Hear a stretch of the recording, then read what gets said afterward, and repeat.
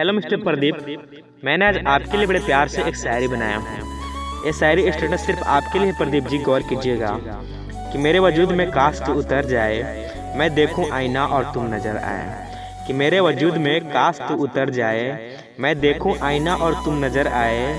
तू हो सामने और वे वक्त ठहर जाए, कि तुम हो सामने और वक्त ठहर जाए, और ये ज़िंदगी तुझे देखते देखते गुजर जाए, कि ये ज़िंदगी तुम्हें देखते देखते गुजर जाए।